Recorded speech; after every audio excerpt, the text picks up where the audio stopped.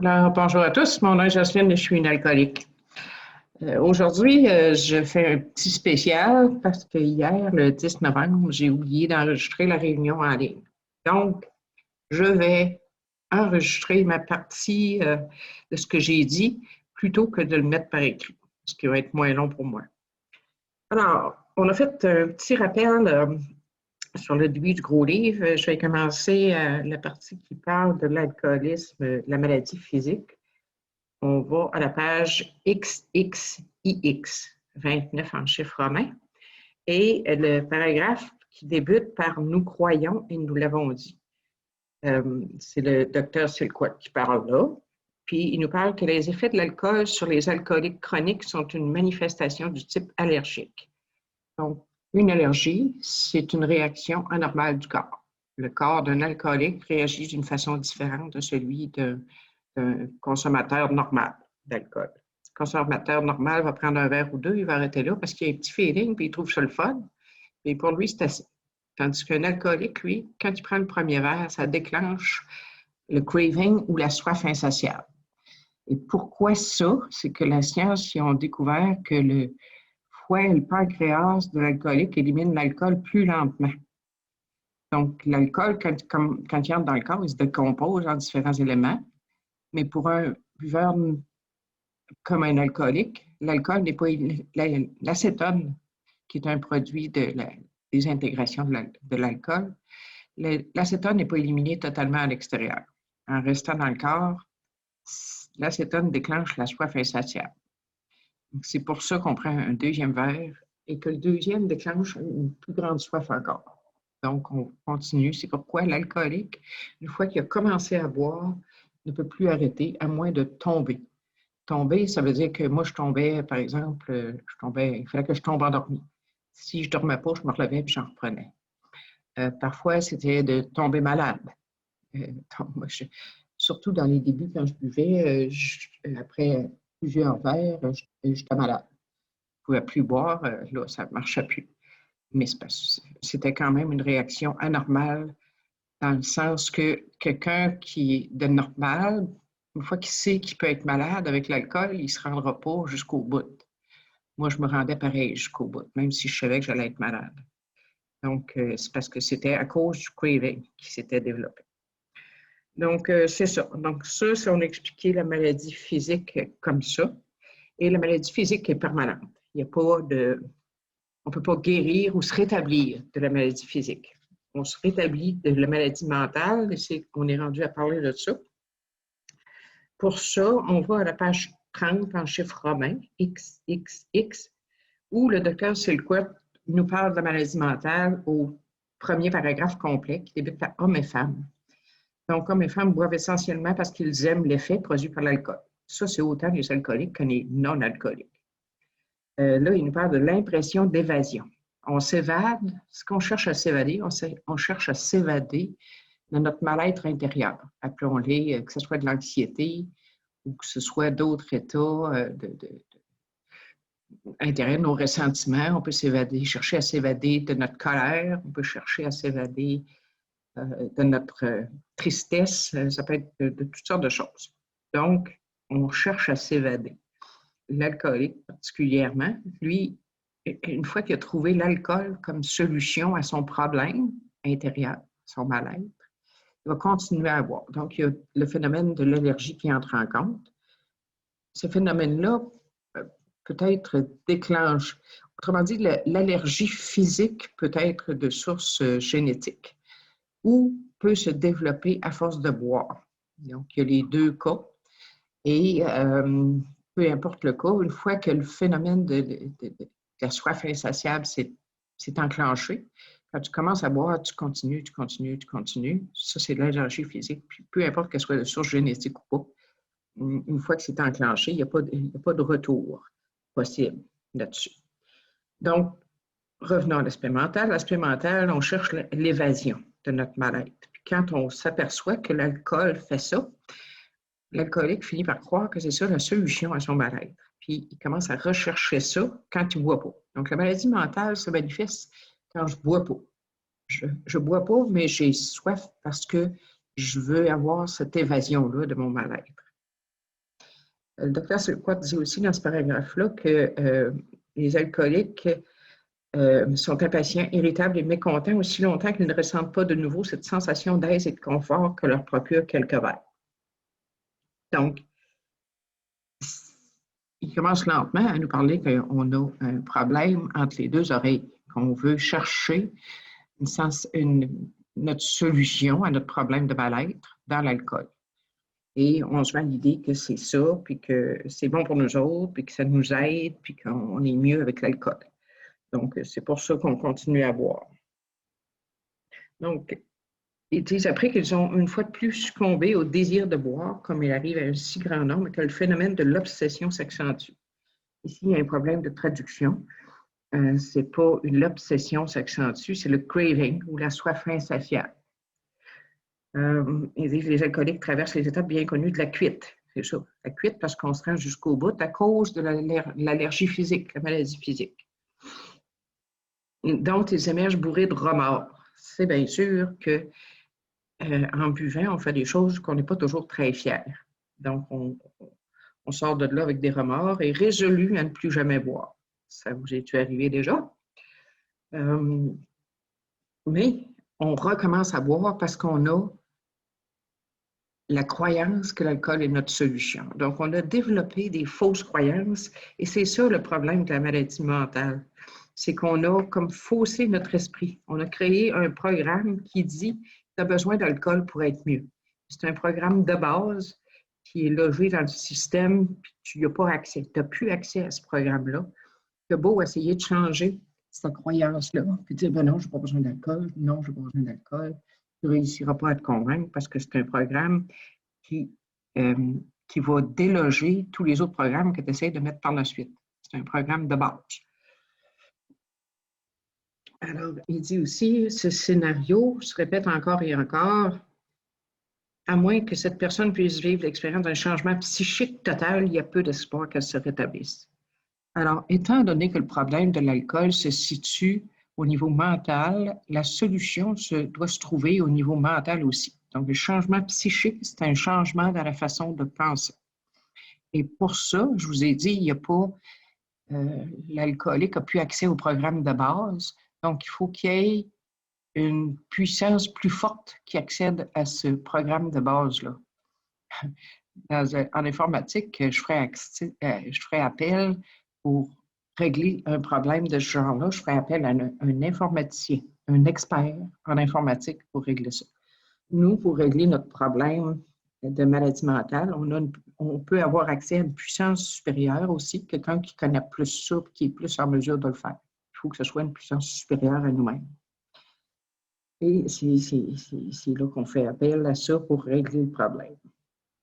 Donc, une fois qu'on a, paragraphe suivant, il dit qu'une fois que le changement psychique s'est produit, cette même personne qui semblait condamnée, les problèmes étaient tellement nombreux qu'elle désespérait de les résoudre, réussit soudainement, sans difficulté à surmonter son besoin d'alcool, simplement en s'efforçant d'observer quelques règles simples. Les règles simples, c'est les 12 étapes. Quand il parle des problèmes, les problèmes qu'on a, c'est les conséquences de notre consommation. Et s'il n'y avait pas de conséquences à notre consommation, on n'arrêterait pas de boire. Mais parce qu'il y a des conséquences, ça nous cause des difficultés. Les conséquences, ça peut être des problèmes relationnels, des problèmes physiques. Mon physique peut être attaqué. Ma santé émotionnelle n'est pas très bonne, ça se détériore. L'alcool, qui était ma solution au départ, devient ou augmente mes problèmes. Devient le problème principal, puis elle augmente même mes autres problèmes. Donc, je peux aussi avoir des problèmes au travail, dans ma carrière, où je suis plus capable d'aller travailler, comme Bill m'a amené, il n'était plus capable d'aller travailler seulement. Donc, ça cause des problèmes et c'est ça qui nous amène à vouloir chercher une solution. OK? Donc, après ça, on s'en va à la page XXXI, 31 chiffre romain, le paragraphe qui commence « Je ne suis pas d'accord avec ceux qui voient l'alcoolisme uniquement un problème de maîtrise mentale. » C'est plutôt contrôle mental. Donc, il parle des hommes qui avaient travaillé sur une question, sur un problème, un projet, puis ils ont pris un verre juste avant que ça se concrétise. Donc, ils disent « Le besoin irrésistible de boire a pris le dessus sur toute autre chose. » Donc, ils ont pris un verre et ensuite, besoin irrésistible de boire, en anglais, c'est le craving, a pris le dessus. Donc, une fois qu'ils ont pris un verre, le craving embarque. Parce que le craving, c'est relié à la maladie physique de l'alcoolisme. Donc, ils disent, ces hommes ne buvaient pas pour fuir la réalité. En anglais, ils disent plutôt, ne buvaient pas seulement pour fuir la réalité. Parce que bien sûr, en tout cas, moi, personnellement, je buvais pour fuir la réalité. Mais ils buvaient aussi pour satisfaire un besoin de boire, un craving, au-delà de tout entendement. Donc, une fois qu'ils ont commencé à boire, le craving s'installe, puis là, ils continuent à boire. Ils disent au-delà de tout entendement, alors qu'en anglais, c'est au-delà de leur contrôle mental. Donc, aussi, c'est ça. Avant de boire, ils n'ont pas le contrôle mental suffisant pour dire je ne bois, je ne veux pas boire, puis je ne bois pas. Fait que ce contrôle mental-là n'est plus là. Ça fait partie de la maladie mentale. Donc, le paragraphe suivant, il dit il arrive souvent que les situations résultant de ce besoin impérieux, le craving, amènent certains hommes à faire le sacrifice suprême, donc à mourir plutôt que de continuer à lutter. Ensuite, il nous parle de la classification des alcooliques. Ça, on ne rentre pas là-dedans. Parce que surtout, dans la classification qu'il donne là, c'était selon son idée. Ça a été écrit en 1938. Donc, c'est, d'après moi, peu pertinent pour aujourd'hui. On va plutôt aller au paragraphe à la page 32 en chiffre romain qui dit « Toutes ces personnes, ainsi que beaucoup d'autres, ont un symptôme en commun. Elles sont incapables de boire sans contracter un goût immodéré pour l'alcool, donc un craving. Ce phénomène, comme nous l'avons suggéré, pourrait être la manifestation d'une allergie, encore ici, qui différencie ces gens et les place dans un groupe à part. Donc, l'allergie, c'est la cause première de l'alcoolisme. S'il n'y a pas d'allergie, il n'y a pas d'alcoolique. Si je ne bois pas, je ne suis pas alcoolique. Tant que je ne bois pas, je n'ai pas déclenché le craving, je n'ai pas déclenché l'allergie. Tu sais? Je peux avoir une allergie aux fraises, puis tant que je ne mange pas de fraises, je ne la déclenche pas. Mais quand je mange les fraises, là, l'allergie est déclenchée. C'est la même chose pour l'alcool. Tant que je ne prends pas un verre, je ne déclenche pas l'allergie physique. Donc, je ne peux pas être alcoolique avant de boire. Il dit ensuite, le docteur, cette réaction anormale face à l'alcool n'a jamais été enrayée de façon permanente par aucun traitement connu, quel qu'il soit, et c'est toujours vrai. C'était vrai en 1938 et c'est encore vrai. Le seul remède que nous pouvons conseiller est l'abstinence totale. Maintenant, dans les maisons de thérapie, il parle du bois contrôlé, ce qui peut marcher pour quelqu'un qui est aux premières phases de l'alcoolisme, qui n'est pas rendu alcoolique, ce qu'il appelle alcoolique chronique ou vrai alcoolique dans le gros livre. Un vrai alcoolique ne pourra pas faire du bois contrôlé. OK. Ensuite de ça, le paragraphe suivant, c'est à lire. Ils disent l'opinion générale est que la plupart des alcooliques chroniques sont condamnés. C'est-à-dire que c'est ça. Une fois qu'ils ont commencé à boire, ils ne peuvent plus arrêter. Puis à cause de la maladie mentale, ben, ils vont avoir de la difficulté à rester arrêtés. Ensuite, on va à la dernière page de l'opinion du médecin, le dernier paragraphe, qui recommande vivement à tous les alcooliques de lire ce livre jusqu'à la dernière page. Et s'ils s'en trouvent parmi eux qui le font avec l'intention de se moquer, il pourrait arriver que ceux-là même restent pour prier. Alors, c'est ce que je vous souhaite. Alors, c'était pas mal tout ce que j'avais sur l'alcoolisme. Attendez-moi un peu. Je vais aller voir un document que j'ai ici. Excusez. Je suis à la gorge. Moi, s'il y a d'autres choses que j'oublie. Ah oui, il y avait... je disais aussi que l'alcoolisme dans le DSM-5 maintenant, fait par le Collège des médecins, classe l'alcoolisme comme une maladie mentale. Et c'est bien sûr que c'est le problème mental qui est le premier problème, parce que si j'avais juste l'allergie physique, la solution à mon problème, ça serait juste de ne pas boire, puis ça ne serait pas difficile parce que je n'aurais pas d'obsession. Puis je n'aurais pas l'insanité qui me fait croire que l'alcool est bon pour moi, même si ça me rend malade à chaque fois, ou même si j'ai des graves conséquences. Donc, le problème premier de l'alcoolique, c'est la maladie mentale. C'est pour ça que c'est classé comme ça dans le DSM-5. Donc, le désir d'arrêter de boire n'est pas suffisant pour rester abstinent parce qu'on a cette insanité qui nous pousse à boire le premier verre malgré toutes les raisons qu'on n'arrête pas de boire. C'est ça. Après ça, OK.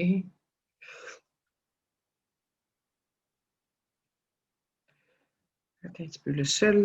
J'avais le seul remède que vous pouvez me conseiller. Je pense que je suis rendue. La page, c'est que je suis rendue. Je ne pas seulement. Ah oui, j'ai oublié une page X, la page 32 ou 33, selon la version, l'impression. Le, le paragraphe commence par toutes ces personnes ainsi que beaucoup d'autres ont un symptôme en commun. J'avais oublié de vous parler de la dernière phrase qui dit le seul remède que nous pouvons conseiller est l'abstinence totale. Donc, pour l'alcoolique, le seul remède, c'est l'abstinence totale et non pas, comme on disait tantôt, le poids contrôlé. OK, ça c'est beau. Ah oui, il y a eu un commentaire ici aussi hier qui disait que la méthode des alcooliques anonymes, les 12 étapes, sont la solution à la maladie mentale de l'alcoolisme, mais aussi ils peuvent régler d'autres problèmes de santé mentale. Par exemple, l'anxiété peut être réglée. En tout cas, moi, dans mon cas, ça a été ça. J'avais un grave problème d'anxiété, puis je ne le savais pas au début de mon abstinence, mais ça a sorti par la suite. Donc, ça a été réglé en grande partie. Je ne peux pas vous dire à 100%, là, mais ça a été réglé en grande partie. Puis j'ai connu d'autres membres aussi qui ont réglé les problèmes de santé mentale avec les 12 étapes. Ça fait que c'est soit réglé, libéré en partie ou amoindrir les impacts. Ensuite de ça, aussi, on nous a parlé de Excusez. Excusez. On a parlé aussi de comorbidité qui a été discutée par une psychologue. Et dans ce sens-là, il y a plusieurs autres problèmes qui entrent en ligne de compte dans le mal-être, dont les cas de autres maladies mentales. Ensuite de ça, OK. Donc, on est rendu à l'histoire de Bill, à la page 1. Bill, au départ, je vais donner quelques informations de base. Bill est né le 26 novembre 1895. Il devient sobre le 11 décembre 1934 et il décède le 24 janvier 1971. Oui, c'est ça. 24 janvier 1971. Donc, au moment où il a arrêté de boire, Bill est un courtier en valeurs mobilières. Il y en a qui disent spéculateur, c'est-à-dire spéculateur qui achetait des actions en bourse, puis il les revendait quand la valeur avait augmenté, ce qui lui faisait faire de l'argent. Il y a eu ça aussi, il a spéculé beaucoup, mais il a probablement aussi été courtier en valeurs mobilières. Donc, l'histoire de Bill est subdivisée en 3. Dans notre méthode, on a une phrase qui dit « Le récit de nos vies révèle de façon générale ce que nous étions, ce qui est arrivé et ce que nous sommes devenus. » Ben, ça résume un peu la façon dont l'histoire de Bill est construite. Il nous parle de ce qui était quand il buvait, ce qui était quand il était jeune, puis quand il buvait. Ça, c'est ce que nous étions. Ce qui est arrivé, c'est ce qui est arrivé pour qu'il puisse arrêter de boire. Donc, à partir du moment où il a reçu le message, et jusqu'au moment où, c'est ça, jusqu'à la façon dont il a mis en pratique les étapes. Qu'est-ce qu'il a fait pour arrêter? Ça, c'est ce qui est arrivé. Et la dernière partie, ce que nous sommes maintenant, bien, qu'est-ce qui m'arrive maintenant? Comment je vis? Donc ça résume un peu ce ils disent les récits de nos vies dans la méthode, c'est parce que dans le gros livre, c'est la façon que c'est présenté. Ce que j'étais avant, ce qui m'est arrivé quand j'ai arrêté, puis ce que je suis maintenant. Et c'est quand je partage dans le Code anonyme, c'est la façon que j'aime diviser mon partage. Une partie, ce que j'étais, c'est comment j'ai bu, ce que j'étais aussi comme enfant ou comme personnalité, type de personnalité. Ensuite de ça, ce qui m'est arrivé quand j'ai arrêté et comment j'ai réussi à mettre en pratique les étapes. Et ensuite, ce que je suis devenu, qu'est-ce qui arrive aujourd'hui. Quelqu'un suggérait qu'on pourrait peut-être, dans ce qui est arrivé aujourd'hui, souligner les différents aspects de notre vie pour donner de l'espoir au nouveau. Par exemple, dans le domaine, qu'est-ce que je suis devenu dans le domaine émotionnel, dans le domaine spirituel, dans le domaine de travail, dans le domaine financier. Donc, effectivement, ça peut aider les nouveaux. ça peut donner de l'espoir aux nouveaux. Aussi, par rapport à l'histoire de Bill, je suggérais de regarder pas juste sa façon de boire ou les expériences qu'il a eues pendant qu'il buvait, parce que moi, quand j'ai lu ça la première fois, j'avais de la difficulté à m'identifier à ça, que je n'ai pas bu autant que ça, puis pas de cette façon-là. Mais maintenant, c'est plutôt de s'attarder aux émotions, aux sentiments, à sa façon de penser, aux actions qu'il a faites parfois, pour voir est-ce que je me reconnais dans ça. Donc, c'est aussi la même chose quand j'écoute un partage. J'essaie de voir dans quoi ça me ressemble, soit son senti, son vécu ou ses émotions. OK? Donc, on débute à la page 1 avec son histoire. Puis là, il nous dit que là, il débute son histoire avec son histoire de la guerre. Donc, c'est bien sûr, c'est la guerre 14-18 qu'on parle là.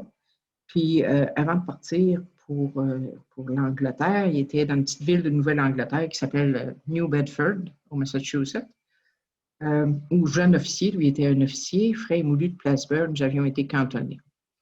Alors, il dit qu'il était flatté lorsque les notables ouvraient la porte de leur maison. C'est ça, les notables de la place ouvraient leur maison pour des cocktails pour les officiers, puis parfois, ils pouvaient garder leur préféré pour rester pour manger. Tout chanter l'amour, le triomphe, la guerre, tu sais, c'est l'euphorie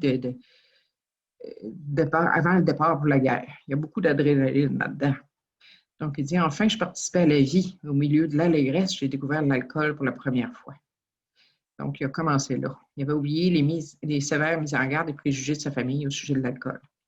Donc, le moment venu, ils se sont embarqués pour l'Angleterre.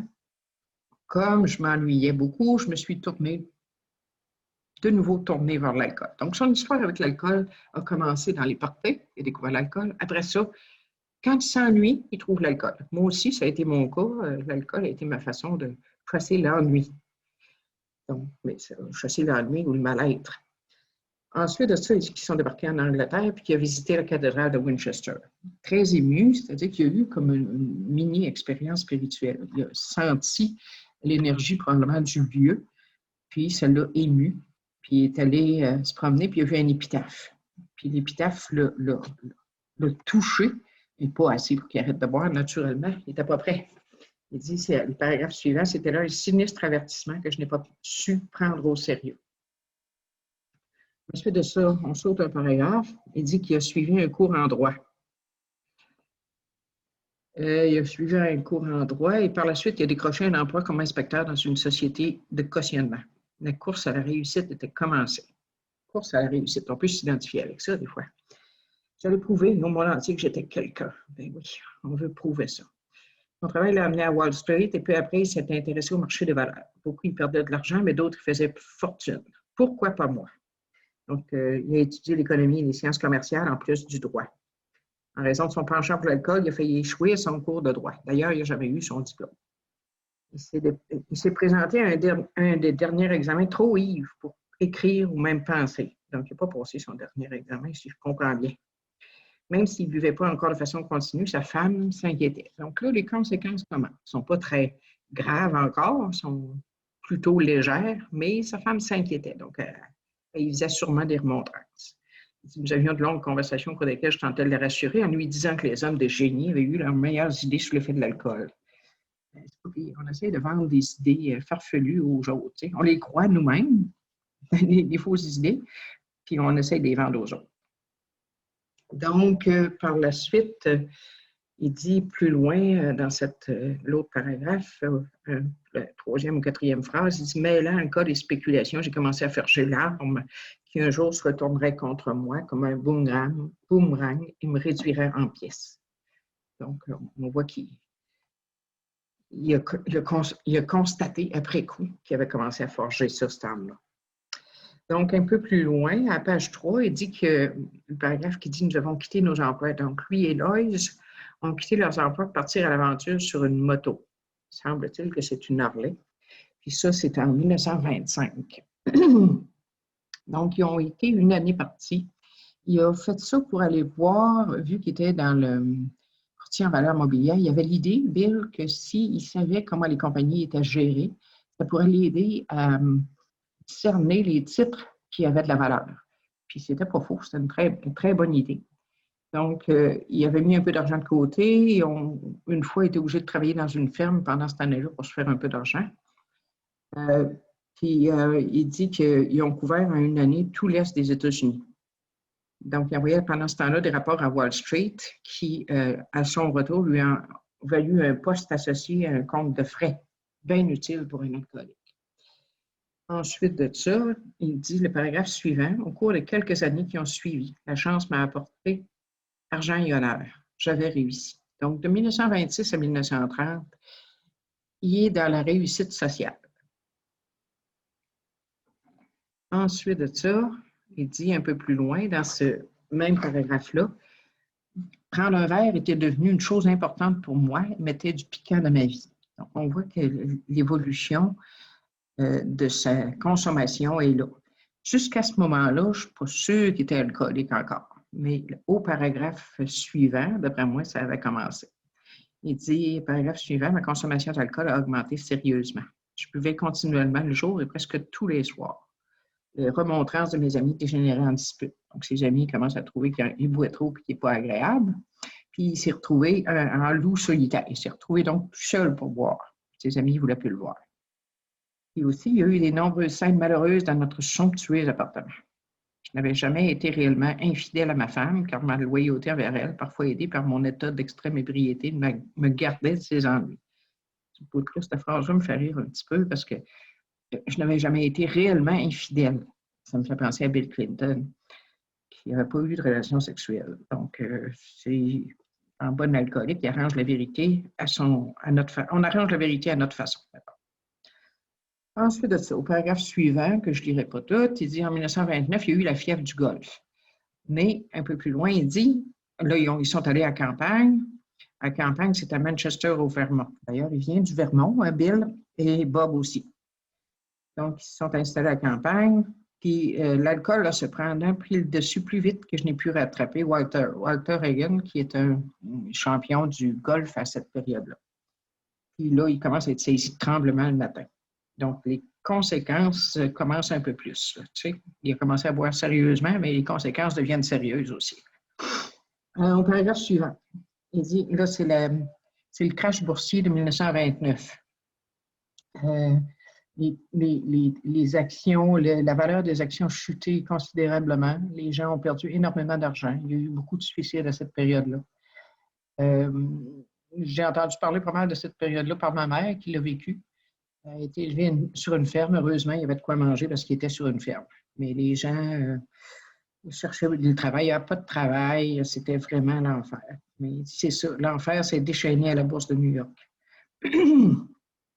Mais lui, il continue à boire.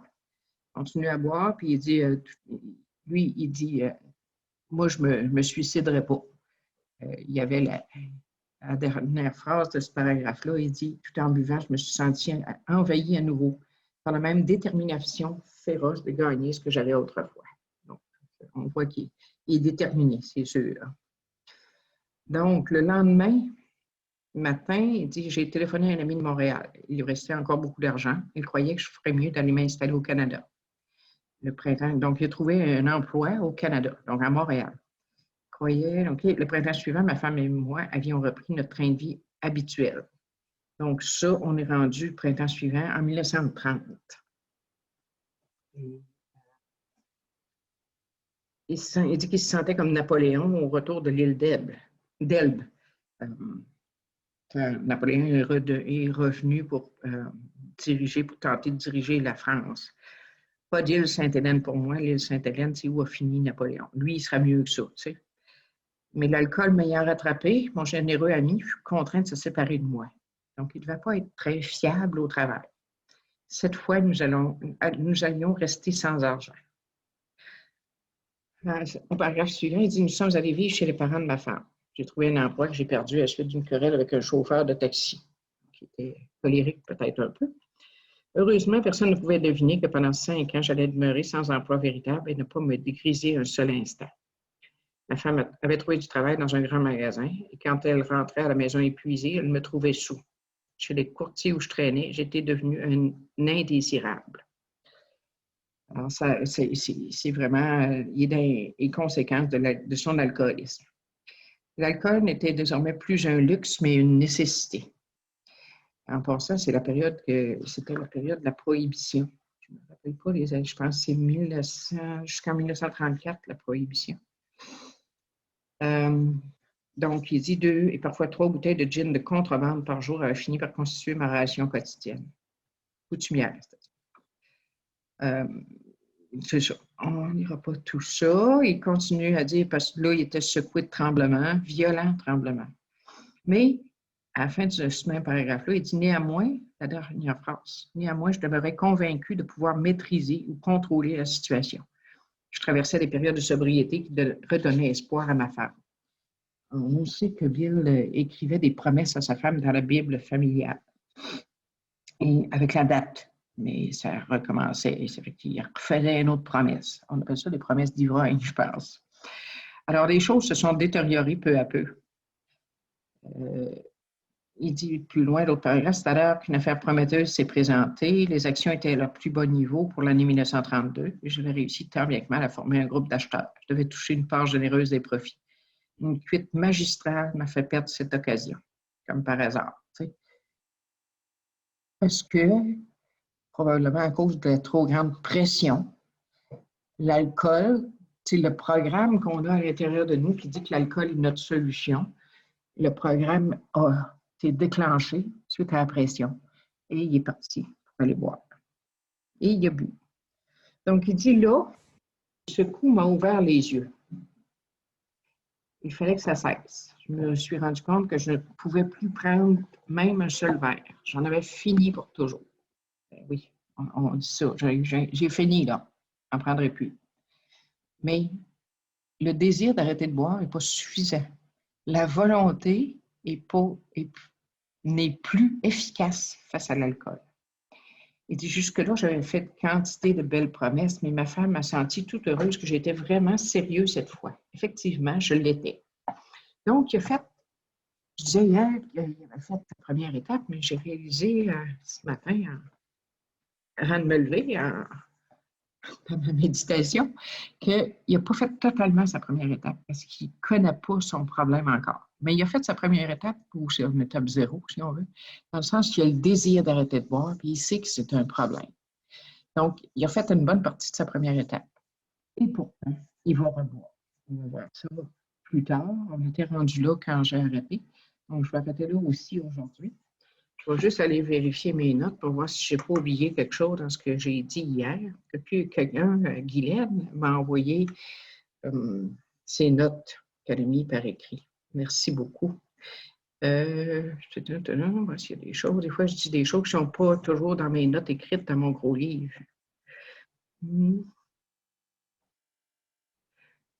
OK. Ça, c'est beau. Ça. Là, je suis en train de lire ces notes, excusez-moi. Donc, c'est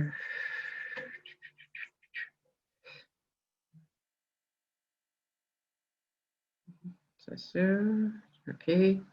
Donc, je pense que c'est pas mal tout ce que j'avais à dire là-dessus. Je vous remercie de m'avoir écouté et j'espère que ça va vous être utile. Alors, la semaine prochaine, c'est-à-dire le 17 novembre, on va reprendre à la page 6 qui commence. Je vais commencer par le coup qui a ouvert les yeux. C'est la façon logique, c'est la place logique pour commencer ça. Alors, merci beaucoup et bonne semaine.